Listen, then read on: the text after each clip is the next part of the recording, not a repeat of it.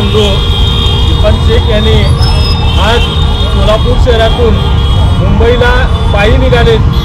त्यांच्या प्रमुख मागण्या आहेत की संविधान बचाव, त्याचबरोबर संविधानाला अभिप्रेत असलेलं मुस्लिम आरक्षण, त्याचबरोबर राज्यामध्ये आणि देशामध्ये जो काही संविधानाला घातक असलेले कृत्य, मानवी समाजाला घातक असलेले कृत्य घडत आहेत, या सर्व कृत्याला पायबंद घातलं पाहिजे।